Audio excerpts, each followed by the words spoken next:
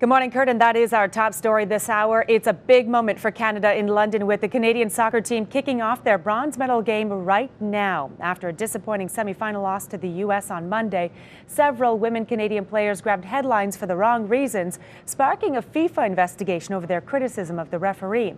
But despite threats of suspensions, the team will run a full roster and say they're determined to bring the bronze medal home.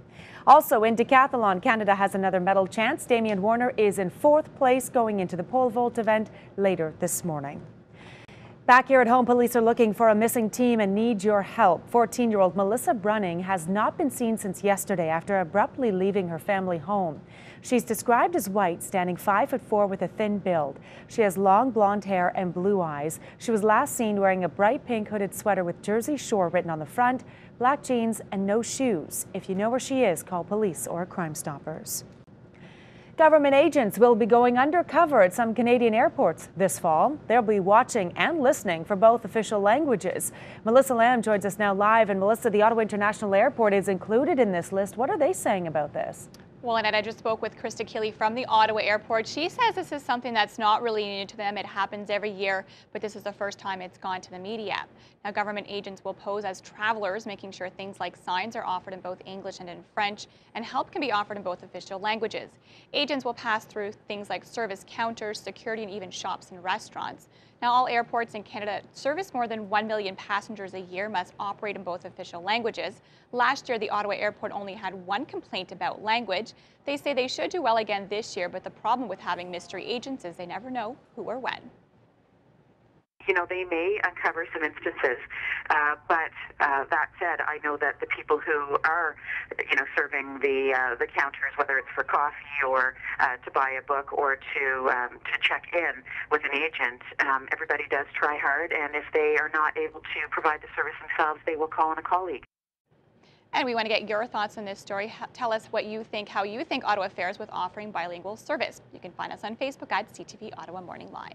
Annette? All right, Melissa Lamb reporting live this morning. Thanks for that. A Cornwall man accused of possessing child pornography has been denied bail. Kyle Carrier is charged with possessing child porn and failing to comply with a court order. The 24-year-old was first charged back in April when police claimed they found questionable images on a computer. Carrier was rearrested last month after allegedly being found with a computer and a 14-year-old boy, breaking 2 of his conditions of release. He's expected back in court tomorrow. Ottawa emergency rooms are getting a boost after the province announced an increase in funding. That boost could mean an additional 4,000 nursing hours in local ERs. Ottawa hospitals are getting $1.5 million in funding for a program that dedicates nurses to handle patients arriving by ambulance. The program is designed to allow paramedics to get back to treating patients out in the field and allows ER nurses to see patients faster.